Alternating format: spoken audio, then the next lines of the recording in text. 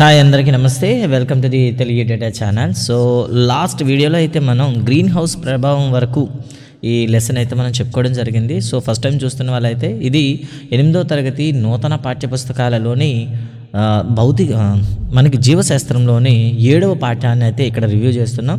గతంలో అయితే పార్ట్ 1 అయితే రివ్యూ చేయడం జరిగింది. మీరు ఎవరైనా చూడకపోయింటే చూడండి. ఇప్పుడైతే పార్ట్ 2లో ఈ పొల్యూషన్ ఏదైతే ఉందో మనం చెప్తున్నామో, పొల్యూషన్ ఆఫ్ ఎయిర్ అండ్ వాటర్లో పార్ట్ 2 అయితే చెప్తున్నాం. ఇక్కడ మనకి గ్రీన్ హౌస్ ఎఫెక్ట్తో లెసన్ అయితే స్టార్ట్ అవుతుంది. అసలు గ్రీన్ హౌస్ అంటే తెలిస్తే ఈ ఎఫెక్ట్ ఏంటో మనకు తెలిసేది. సో గ్రీన్ హౌస్ అనేవి నిజానికి ఇది కోల్డ్ కంట్రీస్లో ఒక పంటలు పండించుకోవడానికి లేదా కూరగాయలు పండించుకోవడానికి నిర్మించుకున్న ఒక హౌస్ అనమాట. సింపుల్గా చెప్పాలంటే ఒక అద్దాల మేడ అని చెప్తాను అనమాట. సో ఎక్కడైతే లో టెంపరేచర్ ఉంటుందో అలాంటి ప్లేస్లో ఏం చేస్తారంటే అద్దాలతో చుట్టూ కూడా గ్లాసెస్తో ఏం చేస్తారంటే ఒక హౌస్ అయితే కడతారు. దాంట్లో మనకి ఇంట్లో బట్టలు పెట్టుకునేటప్పుడు స్టైర్స్ ఎలా ఉంటాయో అలాగే స్టైర్స్లో పెట్టి వెజిటేబుల్స్ అనేవి దాంట్లో ఏం చేస్తారంటే పండిస్తారనమాట. ఎందుకు మరి గ్లాస్ హౌస్ అనేది వాళ్ళు ఉపయోగిస్తారంటే అక్కడ సన్లైట్ అనేది కొద్ది కాలమే ఉంటుంది, అలాగే సన్లైట్ నుండి వచ్చేటటువంటి హీట్ అనేది కొద్ది కాలం మాత్రమే ఉంటుంది. ఎప్పుడైతే సన్లైట్ అనేది నేరుగా వాటిపై పడిందో ఆ హీట్ అనేది లోపలికి ఎంటర్ అవుతుంది. ఎప్పుడైనా సరే భూమి మీద ఏదైనా మనకి హీట్ వచ్చింది అనుకోండి, సో దాన్ని సౌరపటం అంటాం కదా, వచ్చిన వెంటనే ఏమవుతుంది, చాలా తక్కువ ఒక 30% వరకు మాత్రమే భూమి అబ్జర్వ్ చేస్తుంది. మిగతా 70% అనేది రిటర్న్ రిఫ్లెక్ట్ చేస్తుంది. దీన్ని ఆల్బిడో అని పిలుస్తాం. అలాగే ఇక్కడ కూడా ఉండే మొక్కలు ఏం చేస్తాయంటే కొంత హీట్ని రిసీవ్ చేసుకుని మిగతా హీట్ని రిఫ్లెక్ట్ చేస్తాయి అన్నమాట. ఇలా రిఫ్లెక్ట్ చేసేస్తే ఆ సన్లైట్ ఉన్నంత వరకు మాత్రమే వాటి హీట్ ఉంటుంది. ఆఫ్టర్ సన్లైట్ అక్కడ మరి హీట్ ఉండదు. సో అలాంటప్పుడు వ్యవసాయానికి చాలా ఇబ్బంది అనమాట. అందుకే ఈ గ్రీన్ గ్లాస్లు అంటే ఈ గ్లాస్ హౌస్ ఏం చేస్తాయంటే రిఫ్లెక్ట్ అయ్యేటటువంటి హీట్ని ట్రాప్ చేస్తాయి అన్నమాట. అవి బయటికి వెళ్ళనివ్వకుండా తిరిగి లోపలికి రిఫ్లెక్ట్ అయ్యేటట్టు చూస్తాయి. అంటే వన్స్ సన్లైట్ అయితే ఎంటర్ అయ్యింది అనుకోండి, ఆ సన్లైట్తో వచ్చే హీట్ అనేది ఎట్టి పరిస్థితుల్లో కూడాను ఆ హౌస్ విడిచి బయటికి వెళ్లకుండా క్లోజ్ చేస్తుంది అనమాట. ఈ ఫీచర్ ఉంటుంది కాబట్టి దాన్నే మనం ఏమంటాం గ్రీన్ హౌస్ అంటాం అనమాట. అంటే ఒకసారి ఎంటర్ అయిన హీట్ అనేది పూర్తిగా లోపలే ఉండిపోవడం, బయటికి తిరిగి వెళ్లకుండా అడ్డగించడం. ఈ గ్రీన్ హౌస్ ఎఫెక్ట్ అనేది మన గ్లోబ్ పైన కూడా పనిచేస్తుందని చెప్తాను అనమాట. అంటే సూర్యుని వికిరణాలు భూమి యొక్క ఉపరితలానికి వేడి చేస్తాయని మనకు తెలుసు. భూమిపై పడిన సూర్య వికిరణంలో కొంత భాగాన్ని భూమి గ్రహించి కొంత భాగాన్ని తిరిగి ఏం చేస్తుంది చెప్పండి, వాతావరణంలోకి విడుదల చేస్తుంది. దీన్ని మనం ఏమంటాం, మనకి వికిరణం అని పిలుస్తాం. అంటే సౌరపుటం అంటే సూర్యుడి నుండి వచ్చేటటువంటి ఎనర్జీని సౌరపుటం అంటాం. సో వచ్చిన 100%లో కూడా ఎర్త్ అనేది ఒక 30% వరకు రిసీవ్ చేసుకొని మిగతాది రిటర్న్ పంపిస్తుంది. దాన్ని భూ వికిరణం అంటాం. ఈ భూ వికిరణం వల్ల అంటే భూమి నుండి వచ్చేటటువంటి హీట్ అనేది ఏమవుతుంది, బయటికి రిఫ్లెక్ట్ చేయడం జరుగుతుందన్నమాట. ఓకేనా. సో ఇలా చేసేటప్పుడు పరావర్తనం చెందే వికిరణంలో కొంత శాతం వాతావరణంలోనే చిక్కుకుపోతుంది. ఈ వికిరణం భూమిని మరింతగా వేడి చేస్తాయి. అంటే ఇదే సమయంలో ఇక్కడ ఏదైనా సరే ఈ వెళ్తున్నటువంటి ఆ హీట్ని ట్రాప్ చేసి తిరిగి భూమి వైపే పంపిస్తున్నాయి అనమాట. రిటర్న్ భూమి వైపే పంపిస్తున్నాయి అనమాట.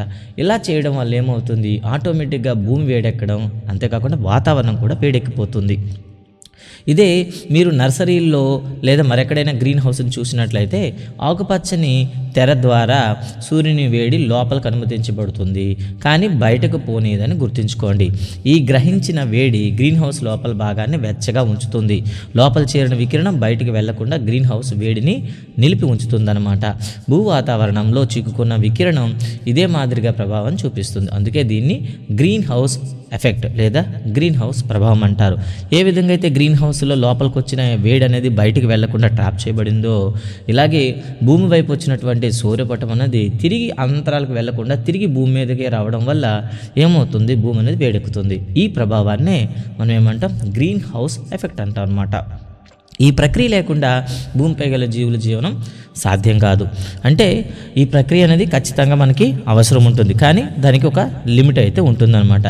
అది ఇప్పుడేమవుతుంది, గాలిలో ఉండేటటువంటి ఎక్సెస్ ఆఫ్ కార్బన్ డైఆక్సైడ్, అధికమైన కార్బన్ డైఆక్సైడ్ ఏమవుతుందంటే ఈ గ్రీన్ హౌస్ ప్రభావాన్ని మరింత ఎక్కువయ్యేందుకు కారణమవుతుంది.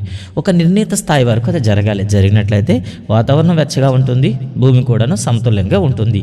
కానీ ఇప్పుడు అధికమైన కార్బన్ డైఆక్సైడ్ ఏమవుతుందంటే ఆ సౌర వికిరణాలు అనేవి అంతరంలోకి వెళ్లకుండా ఆ CO2 అణువులు అనేవి రిటర్న్ రిప్లై చేస్తున్నాయి అన్నమాట. అందుకే CO2ను మనం ఏమని పిలుస్తాం, గ్రీన్ హౌస్ గ్యాస్ అని పిలుస్తాం అన్నమాట. కాబట్టి కార్బన్ డైఆక్సైడ్ అనేది పరిధికి దాటి మనం విడుదల చేసేటట్లుగా చూడకూడదు. ఓకేనా. కార్బన్ డైఆక్సైడ్ పాత్ర కూడా అధ్యయనం చేశారు. కానీ గాలిలో కార్బన్ డైఆక్సైడ్ అధికంగా ఉంటే అది కాలుష్యకారిగా పనిచేస్తుంది. పహేలి కలిగిన సందేహాన్ని సమాధానం కనుక్కోవడంలో మీరు సాయపడగలరా అంటూ ఒక ప్రశ్న. ఒకవైపు మానవ కార్యకలాపాల కారణంగా కార్బన్ డైఆక్సైడ్ నిరంతరంగా విడుదల చేయబడుతుంది. మరోవైపు అడవులు విస్తీర్ణం తగ్గిపోతున్నందున మొక్కలు కిరణజన్య స్వయంక్రియ కోసం వాతావరణం నుండి కార్బన్ డైఆక్సైడ్ వినియోగించుకుంటాయని మనకు తెలుసు. అందువల్ల గాలిలో ఉండే కార్బన్ డైఆక్సైడ్ ఘనపరిమాణం తగ్గుతుంది. కానీ ఇప్పుడు అటవీ నిర్మూలన వల్ల ఈ కార్బన్ డైఆక్సైడ్ వినియోగించుకున్న వృక్షాల సంఖ్య కూడా తగ్గిపోతుంది. ఓకేనా. చూస్తున్నా ఇక్కడ తప్పు పడింది, మీరు చూసుకోండి. ఆక్సిజన్ వినియోగించుకునే వృక్షాల సంఖ్య కాదండి, కార్బన్ డైఆక్సైడ్ వినియోగించుకునే వృక్షాల సంఖ్య కూడా తగ్గిపోతుంది. ఇదే గాలిలో కార్బన్ డైఆక్సైడ్ పరిమాణం పెరగడానికి కారణమవుతుంది. ఓకేనా. మానవ కార్యకలాపాలు కూడా వాతావరణంలో కార్బన్ డైఆక్సైడ్ శాతం పెరగడానికి కారణమవుతున్నాయి. సో కార్బన్ డైఆక్సైడ్ వేడిని చూడండి, వేడిని బంధించి ఉంచడమే కాక అంతరిక్షంలోకి వేడిమి పోకుండా భూ వాతావరణంలో నిలిపి ఉంచుతుంది. ఫలితంగా భూ వాతావరణం యొక్క సగటు ఉష్ణోగ్రత క్రమంగా పెరుగుతుంది. అందుచే దీనినే గ్లోబల్ వార్మింగ్, భూతాపము అని పిలుస్తాం అనమాట. మరి భూతాపం గురించి కూడా క్లియర్గా ఒక మాట అయితే చెప్పాడనమాట. సముద్ర మట్టాల పెరుగుదలకు భూతాపం ప్రధాన కారణం. ఎందుకంటే ధ్రువ ప్రాంతాల్లో ఉండేటటువంటి మంచు దిమ్మలు అనేవి మనకి ఎప్పుడైతే భూతాపం పెరుగుతుందో, భూమి ఎడుకుతుందో ఆ మంచు గడ్డలను కరిగి నీరుగా మారి సముద్రంలో నీరుగా మారుతున్నాయి. ఫలితంగా సముద్రంలో నీటి మట్టం పెరుగుతుంది. ఇలా నీటి మట్టం పెరిగితే ఏమవుతుంది, తీర ప్రాంతాలు ముంపునకు గురి అవుతున్నాయి. ఫర్ ఎగ్జాంపుల్ మన మారిషస్ లాగా అనమాట. అలాగే మాల్దీవులు కూడా మీరు చూడొచ్చు. ఓకేనా. భూతాపం వల్ల వర్షపాతం విస్తరణ, వ్యవసాయం, అడవులు, మొక్కలు, జంతువులు మొదలైన వాటిపైన కూడా ప్రభావం పడుతుంది.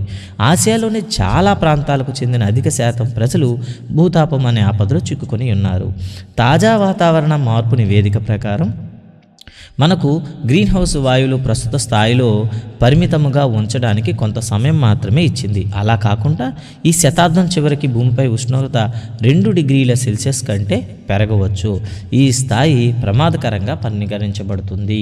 అంటే ఇది చాలా డేంజరస్ కండిషన్ అని చెప్తున్నారు. సో భూమి యొక్క సగటు ఉష్ణోగ్రత 13 డిగ్రీ సెల్సియస్ ఉంటుంది. సో ఇది కానీ ఇంక్రీజ్ అయినట్లయితే తీర ప్రాంతాల్లో ఉండేటటువంటి చాలా ప్రాంతాలు నష్టపోవాల్సి వస్తుందన్నమాట. ఇంకా కొన్ని చూద్దాం. అంటే సో గ్రీన్ హౌస్కి కారణమయ్యేటువంటి దాంట్లో చూసుకుంటే ఒక కార్బన్ డైఆక్సైడ్ అనా, ఇంకేమైనా వాయువులు ఉన్నాయా? సో మీథేన్ అండి. మీథేను, నైట్రస్ ఆక్సైడ్, నీటి ఆవిరి. అండ్ ఈ వీడియో కానీ ఎవరైనా డిఎస్సికి ప్రిపేర్ అయ్యే వాళ్ళు చూస్తూ ఉన్నట్లయితే ఈ క్వశ్చన్ అడిగేదాన్ని బట్టి సమాధానం చెప్పండి. ఒకవేళ మీకు సోషల్ స్టడీస్లో గ్రీన్ హౌస్ గ్యాస్ ఏది అని అడిగితే మీథేన్ అని పెట్టాల్సి వస్తుంది. సోషల్ స్టడీస్లో 10th క్లాస్ మనకి సోషల్లో అయితే ఇది మనకి ఇవ్వడం జరిగింది. మీథేన్ అనేది గ్రీన్ హౌస్ గ్యాస్ అని ఇవ్వడం జరిగింది. అదే మీరు సైన్స్లో అడిగారనుకోండి, సైన్స్లో ఎక్కడైనా కంటెంట్లో అడిగితే మీరు డైరెక్ట్గా CO2 అని రికార్డ్ చేసుకోండి. ఓకే. సైన్స్లో గ్రీన్ హౌస్ గ్యాస్ అని కార్బన్ డైఆక్సైడ్ అంటారు, సోషల్లో మీథేన్ అంటారు. సో మీథేన్, నైట్రస్ ఆక్సైడ్, నీటి ఆవిర్లు కూడాను ఈ గ్రీన్ హౌస్ ఎఫెక్ట్కి కారణమవుతాయి. అందుకే కార్బన్ డైఆక్సైడ్ వల్లే వీటిని కూడా హరిత గృహ వాయువులు, గ్రీన్ హౌస్ గ్యాసెస్ అని పిలుస్తారు అన్నమాట. మరి నేడు గ్లోబల్ వార్మింగ్ అనేది ప్రపంచవ్యాప్తంగా ప్రభుత్వాలకు ప్రధాన ఆందోళనగా మారింది. గ్రీన్ హౌస్ వాయువులు విడుదలను తగ్గించేందుకు చాలా దేశాలు ఒక ఒప్పందానికి వచ్చాయి. దీన్నే మనం ఏమంటాం, క్యోటో ప్రోటోకాల్ అంటాం అన్నమాట. ఈ ఒప్పందం ప్రకారం భూమి యొక్క ఉష్ణోగ్రత అతి తక్కువగా 0.5 డిగ్రీ సెల్సియస్ పెరిగినట్లయితే భూమిపై తీవ్రమైన ప్రభావాన్ని చూపుతుంది అని తెలిపే బోజో నివ్వెరపోయాడనమాట. బోజోకి ఈ మాట తెలిసి కాస్త నివ్వెరపోయాడు. సో మనకున్న 2 క్యారెక్టర్లు, ఒకటి బోజో, 2 పహేలి. ఓకే. భూతాపం కారణంగా గంగోత్రి హిమాలయ నదం కరగడం ప్రారంభమైందని నేను ఇటీవల వార్తాపత్రికలో చదివానని పహేలి అతనికి చెప్పింది. సో చూసారు కదా, గంగోత్రి హిమాలయ నదం మనందరూ తెలిసిందే, గంగా నదికి జన్మస్థలం.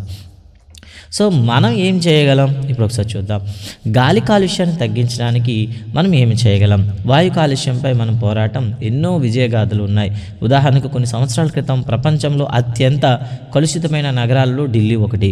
పెట్రోల్, డీజిల్తో నడిచే వాహనాల నుండి వెలువడే పొగతో అది ఉక్కిరి బిక్కిరి అవుతుంది. అందుచే వీటికి ప్రత్యామ్నాయంగా CNG మరియు లెడ్ ఓకేనా, సీసారహిత చూడండి అన్లెడెడ్ పెట్రోల్ వంటి ఇంధనాలు వాడకం ప్రారంభించాలని నిర్ణయం తీసుకున్నారు. ఈ చర్యల వల్ల నగరానికి స్వచ్ఛమైన గాలి లభించింది.